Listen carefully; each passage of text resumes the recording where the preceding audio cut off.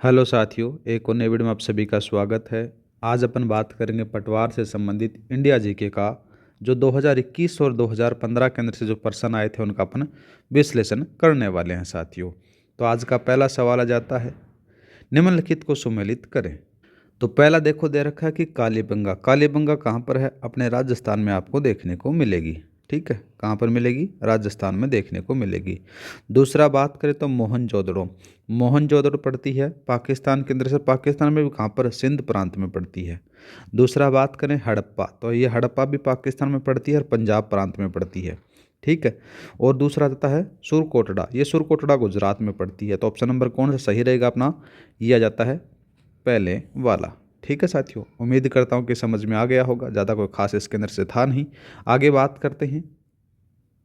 Next आ जाता है कि निम्न में से कौन सा दिए गए राजवंशों का सही कालक्रम बताया गया है। ये यहाँ पर राजवंश दे रखे हैं, इनका अपने को कालक्रम बताना है। सबसे पहले बात करें तो नाम आ जाता है नंदवंश का।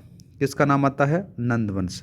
और नंदवंश का जो शासनकाल चलता है वो 344 ईसा पूर्व से लेकर 322 ईसा पूर्व तक चलता है। ठीक है। इसके जो संस्थापक माने जाते हैं वो महापद्मनंद को माना जाता है। किन को माना जाता है? महापद्मनंद को माना जाता है। ठीक है। दूसरा बात करें, नंदवंश हो गया। नंदवंश के बाद में बात करें तो मौर्य। मौर्य वंश।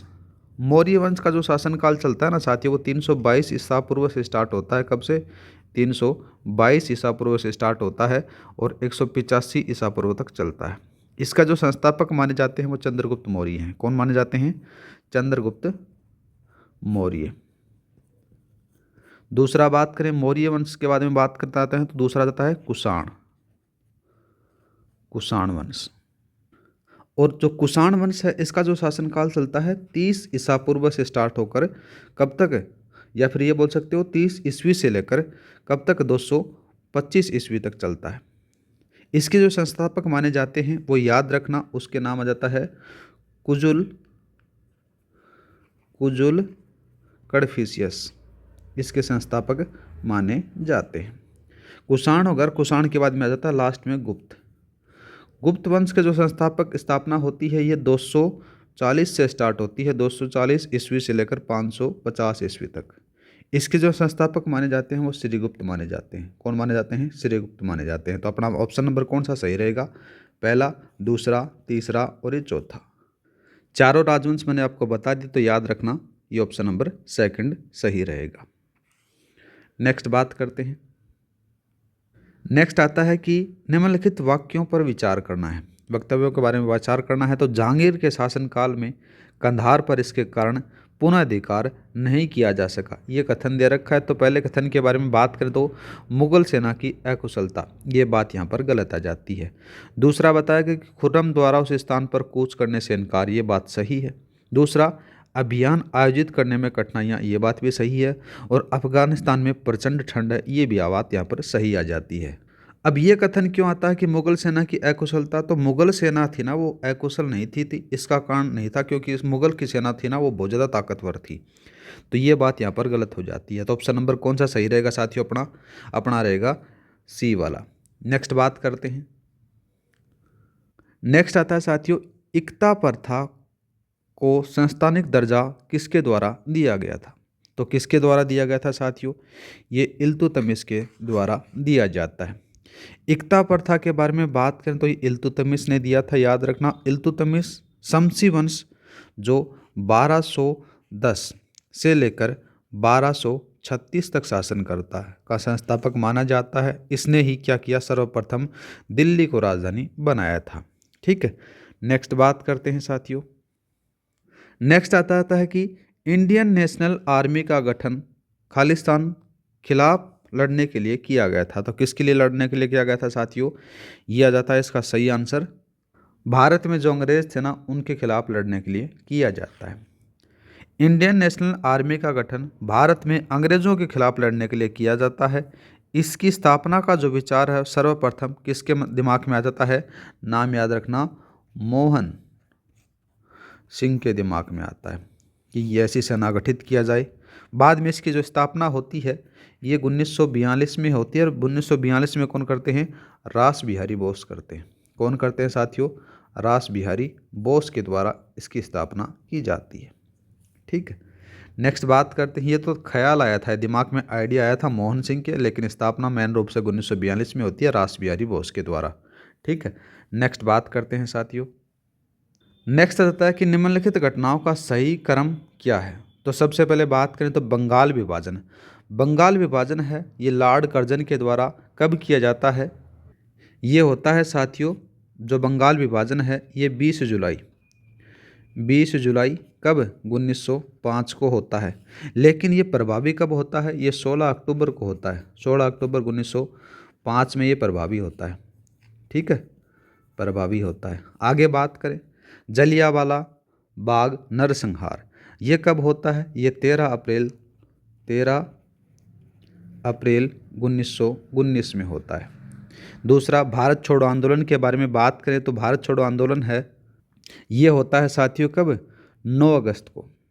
9 अगस्त कब 1942 को होता है। दूसरा जाता है Simon commission report. Simon commission report है वैसे तो 1927 में आती है, लेकिन ये 3 फरवरी को चलता है। अपन बात करें 3 फरवरी 1928 को कमीशन भारत आता है।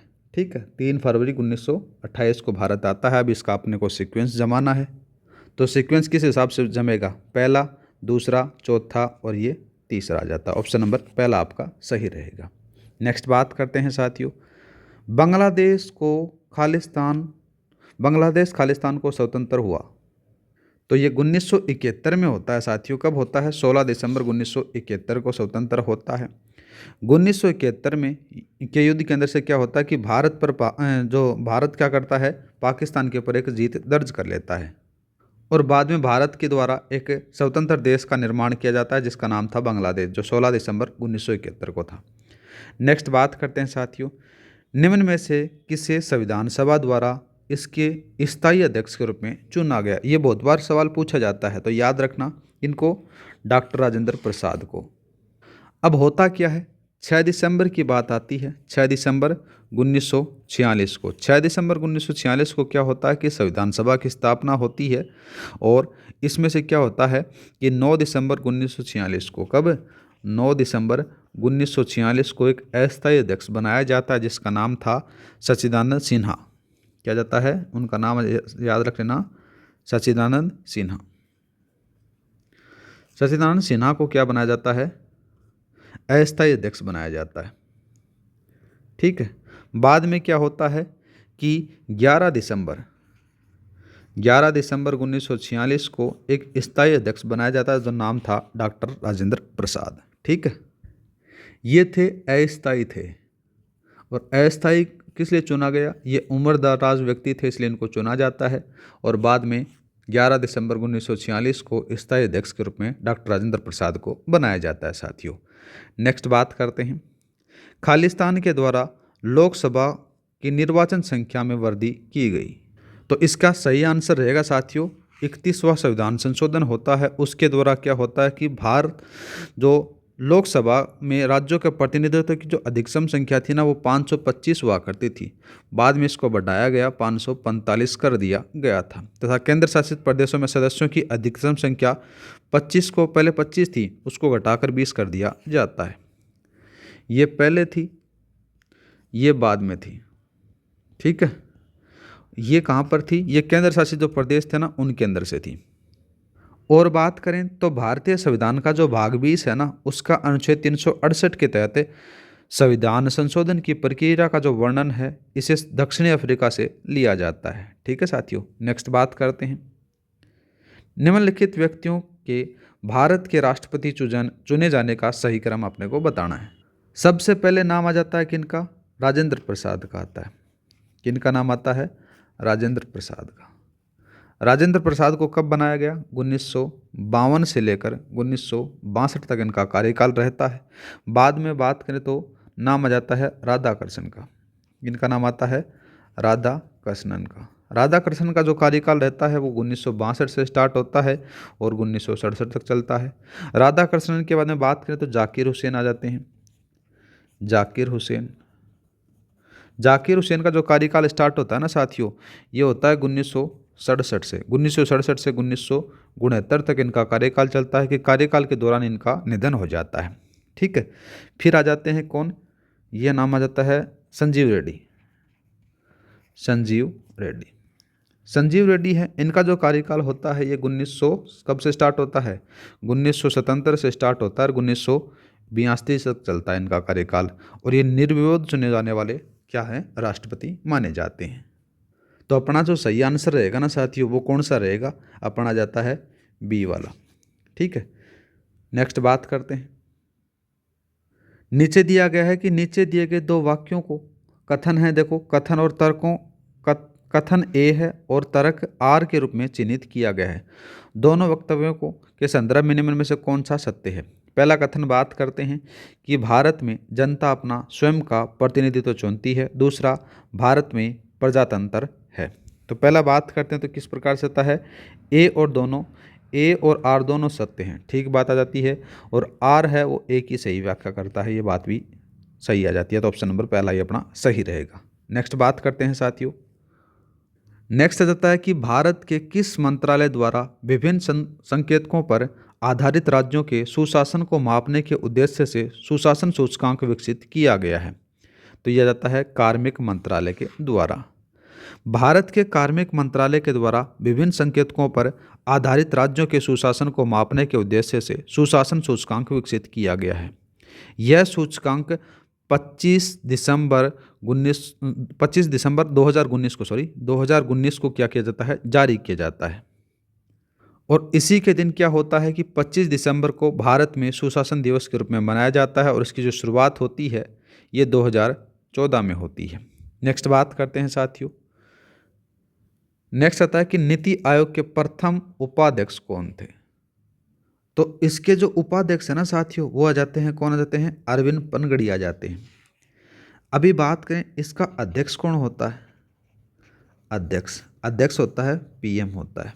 ठीक है, दूसरा बात करें वर्तमान के अंदर, वर्तमान में कौन है, सुमन बेरी हैं। कौन आ जाते हैं, सुमन के बेरी हैं, वो इसकी वर्तमान उपाध्यक्ष हैं, याद रखना। नेक्स्ट बात करते हैं साथियों। नेक्स्ट सवाल आ जाता है कि भारतीय संविधान के किस संशोधन अधिनियम द्वारा लोकसभा और राज्यसभा की विधानसभाओं में अनुसूचित जातियों और अनुसूचित जनजातियों के आरक्षण को एंग्लो इंडियन समुदाय के आरक्षण को अलग रखते हुए 10 वर्षों के लिए बढ़ाया गया है। तो कौन सा संविधान संशोधन आता है साथियों, ये आता है 104वां संविधान संशोधन आता है 2020। देखो साथियों, इसमें क्या था कि भारतीय संविधान में 104वां संविधान संशोधन अधिनियम 2020 के द्वारा लोकसभा के अंदर से अनुच्छेद कौन सा, अनुच्छेद आ जाता है 331, थोड़ा सा याद रखना। और राज्य की विधानसभाओं में कौन सा जाता है, अनुच्छेद आ जाता है 333। 333 में क्या होता है कि एंग्लो इंडियन समुदाय के आरक्षण को समाप्त कर अनुसूचित जाति और जनजाति के आरक्षण को कौन सा जाता है, एक आ जाता है अनुच्छेद कौन सा 330, तो लोकसभा, और दूसरा बात करें राज्य विधानसभा, उसमें 332 को 10 वर्षों के लिए बढ़ाया जाता है। ठीक है, और बात करें अपन एक और लिख लेते हैं। देखो 102वां क्या था, 102वां संविधान संशोधन 2018 क्या है कि राष्ट्रीय पिछड़ा वर्ग आयोग, जिसमें से अनुच्छेद 338 को संवैधानिक दर्जा प्रदान किया गया है। ठीक है, दूसरा बात करें 103वां जाता है। तो 103वां संविधान संशोधन 2019 के अंदर से क्या था कि आर्थिक रूप से कमजोर वर्गों के लिए आरक्षण 10% का प्रावधान किया गया। बोले तो EWS वाली चीज़ है, वो यहाँ पर आपको देखने को मिल जाती है 103 वाले संविधान संशोधन के अंदर से। ठीक है, नेक्स्ट बात करते हैं। नेक्स्ट आता है कि निम्न भारतीय राज्यों में से कौन सा राज्य अधिकतम और अन्य भारतीय राज्यों की सीमा से साझा करता है। तो उसका सही आंसर आ जाता है यूपी आ जाता है। यूपी क्या करता है, देखो साथियों, भारतीय राज्यों में उत्तर प्रदेश है वो 8 राज्यों के साथ में सीमा बनाता है। कितने के साथ में, 8 राज्यों के साथ में सीमा बनाता है। और एक है वो यूटी आ जाता है, ये बोलो तो एक केंद्र शासित प्रदेश जिसका नाम आ जाता है साथियों दिल्ली, उसके साथ में सीमा बनाता है। अब यूपी के साथ में कौन कौन से लगाते हैं, जैसे हिमाचल प्रदेश हो गया, उत्तराखंड हो गया, बिहार, झारखंड, छत्तीसगढ़, मध्य प्रदेश, राजस्थान और हरियाणा जाते हैं। अगर राजस्थान के बारे में बात की जाए ना साथियों, राजस्थान के साथ में, तो राजस्थान के साथ में 5 राज्य सीमा बनाते हैं, पंजाब, हरियाणा, उत्तर प्रदेश और मध्य प्रदेश और गुजरात आ जाते हैं। दूसरा, अगर मध्य प्रदेश के बारे में बात करें तो इसके साथ में भी 5 बनाते हैं। अगर आंध्र प्रदेश के बारे में बात करें ना तो साथियों इसके साथ में भी 5 राज्य सीमा बनाते हैं। तो मैक्सिमम किसके साथ में सीमा बनाते हैं? उत्तर प्रदेश के साथ में बनाते हैं, और एक यूटी या फिर एक केंद्र शासित प्रदेश दिल्ली है वो उसके साथ में सीमा साझा करती है। नेक्स्ट बात करते हैं साथियों, पश्चिमी घाट के आर पार सबसे चौड़ा विदर है, उसको क्या कहते हैं साथियों? उसको कहते हैं पाल घाट कहते हैं। क्या कहते हैं? पाल घाट कहते हैं। बात करें इसके बारे में तो पश्चिमी घाट के आर पार सबसे चौड़ा जो गेप पाल घाट का है, यह उत्तर में नीलगिरी और दक्षिण में अन्नामलाई पहाड़ियों के बीच स्थित माना जाता है। यह जो गेप है ना, ये साथियों 20 मील आ जाता है, 20 मील या फिर 32 किलोमीटर चौड़ा है। कितना है? 32 किलोमीटर चौड़ा है, तथा जिसमें केरल तमिलनाडु की सीमा तक फैला हुआ है। इसके बीच में प्रमुख संचार मार्ग के रूप में कार्य करती है। अगर बात करें थाल घाट, कौन सा? थाल घाट। और थाल घाट कहाँ पर है? ये मुंबई और नासिक मार्ग पर पड़ता है। ठीक है, नासिक मार्ग पर थाल घाट हो गया। एक आ जाता है दूसरा, कौन सा? भोर घाट है। भोर घाट के बारे में बात करें तो ये मुंबई से पुणे मार्ग पर ये पड़ता है। ठीक है, नेक्स्ट बात करते हैं साथियों। नेक्स्ट दे रखा है कि निम्नलिखित को सम्मिलित करना है। पहले दे रखा है BHEL। BHEL के बारे में बात करें तो भारत हेवी इलेक्ट्रॉनिक्स लिमिटेड इसको कहा जाता है। इसकी जो स्थापना होती है ना साथियों, ये 1964 में होती है। इसका जो हेडक्वार्टर है ना, वह जाता है कहाँ पर? दिल्ली में आ जाता है। कहाँ पर आ जाता है इसका हेडक्वार्टर? दिल्ली में आ जाता है। और ये काम क्या करती है? इसके अंदर से इंजीनियरिंग और विनिर्माण के उत्पाद के क्षेत्र के तैयार करती है। तो याद रखना ये इलेक्ट्रॉनिक्स से संबंधित है। दूसरा बात करें हेल का, हेल को हिंदुस्तान एरोनॉटिक्स लिमिटेड इसको कहा जाता है। ठीक है, इसकी जो स्थापना होती है 1940 में होती है। इसका जो हेडक्वार्टर है वो कहाँ पर है? बेंगलुरु में है साथियों। कहाँ पर आ जाता है? बेंगलुरु के अंदर से इसका हेडक्वार्टर आपको देखने को मिल जाता है, बेंगलुरु। ठीक है, ये क्या बनाती है? एरोनॉटिक्स से संबंधित बनाती है। तो याद रखना जो भेल है, ये हेल है, ये आ जाती है एरोनॉटिक्स वाला। दूसरा बात करते हैं सेल के बारे में बात करें तो स्टील अथॉरिटी ऑफ इंडिया आ जाती है। इसकी जो स्थापना होती है ना साथियों, ये 1973 में होती है, और इसका जो हेडक्वार्टर है वो दिल्ली में है। ठीक है, और ये क्या करती है? लोहा और इस्पात का काम करती है। तो ऑप्शन नंबर पहले वाला अपना ये आ जाता है। दूसरा बात करते हैं HOCL का बात में बात करें तो हिंदुस्तान ऑर्गेनिक केमिकल लिमिटेड आ जाती है। इसकी जो स्थापना होती है 1960 में की जाती है साथियों। इसका जो हेडक्वार्टर है ये मुंबई में आ जाता है। कहाँ पर आ जाता है? मुंबई में। ठीक है, और ये रसायन के लिए काम आती है। तो ऑप्शन नंबर ये आ जाता है। तो अपना सही आंसर रहेगा ये वाला। नेक्स्ट बात करते हैं। नेक्स्ट आ जाता है कि भाखड़ा नांगल, हीराकुंड और कोसी परियोजनाएं क्रमशः खालिस्तान नदियों पर स्थित आ जाती हैं। तो इसका जो सही आंसर रहेगा वो रहेगा सतलज, महानदी और कोसी नदी पर बनी हुई है। वैसे बात करें तो देखो थोड़ी बहुत बांध परियोजनाएं हैं, उनके बारे में अपन बात करते हैं। पहले का नाम आ जाता है श्रीशैलम। कौन सा का नाम आ जाता है? श्रीशैलम बांध परियोजना। और ये कहाँ की है? आंध्र प्रदेश की है साथियों। कौन सी नदी पर बनी हुई है? कृष्णा नदी पर बनी हुई है। ठीक है, दूसरा बात करें उकाई बांध, और उकाई बांध कहाँ की है? गुजरात में है। ठीक है, कहाँ पर है? गुजरात में जाता है। कौन सी नदी पर? ताप्ती नदी पर बना हुआ है। दूसरा बात करते हैं बगलिहार जो बांध है ये जम्मू और कश्मीर में, कहाँ पर? जम्मू और कश्मीर में बना हुआ है, चिनाब नदी पर है। कहाँ पर है? चिनाब नदी पर जाता है। एक बात करते हैं मेथन बांध है, ये झारखंड का है। कहाँ का है? झारखंड का जाता है। ठीक है, कौन सी नदी पर? बराकर नदी पर बना हुआ है।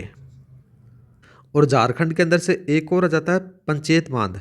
ठीक है, वो भी कहाँ पर? झारखंड में दामोदर नदी पर बना हुआ है। एक तुंगभद्रा बांध भी है जो कर्नाटक में मिलेगा। एक अलमाटी बांध भी है, वो भी कर्नाटक में मिलेगा। ठीक है, जो कृष्णा नदी पर बना हुआ है। इस प्रकार से आप थोड़ा सा याद रख सकते हो। नेक्स्ट बात करते हैं साथियों। नेक्स्ट सवाल दे रखा है कि ब्रोमिनित ज्वाला मंदक को कई घरेलू उत्पाद जैसे गद्दों और सजावटों के सामान में उपयोग किया जाता है। इसके उपयोग से संबंधित कुछ आकांक्षाएं क्यों हैं? तो सबसे पहले बात करें, ये पर्यावरण में निम्नीकरण और उच्च रोधी हैं, ठीक बात आ जाती है। दूसरा, ये इंसानों और जानवरों में एकत्रित होने से सक्षम है, ये बात भी ठीक आ जाती है। तो ऑप्शन नंबर पहला और दूसरा आपके सही रहेंगे। नेक्स्ट बात करते हैं, भारत में सामाजिक वनीकरण पद का प्रथम प्रयोग खालिस्तान में हुआ था। तो कब हुआ था साथियों? ये होता है 1976 में। कब होता है? 1976 के अंदर। बात की जाए तो सामाजिक वनीकरण शब्द का जो प्रयोग होता है ये पहली बार 1976 में राष्ट्रीय कृषि आयोग द्वारा किया जाता है। इसकी जो शुरुआत होती है 5वीं पंचवर्षीय योजना में की जाती है। सामाजिक वनीकरण का अर्थ होता है कि पर्यावरण, सामाजिक और ग्रामीण विकास में मदद करने के उद्देश्य से वनों का प्रबंधन और संरक्षण करना बताया जाता है। ठीक है, तो एक 1976 थोड़ा सा याद रखना। और आज का लास्ट सवाल आ जाता है, विश्व ओजोन दिवस किस दिन बनाया जाता है? तो किस दिन बनाया जाता है विश्व ओजोन दिवस साथियों? ये बनाया जाता है 16 सितंबर को। तो आज के लिए अपन ये वाला वीडियो ये समाप्त करते हैं। मिलते हैं नेक्स्ट वीडियो में। जय हिंद, जय भारत। क्लास अच्छी लगी तो लाइक और सब्सक्राइब करना न भूलें। जितने भी अपने पास में PYQ हैं सारा का अपन कंप्लीट रिवीजन करने वाले हैं। जय हिंद, जय भारत।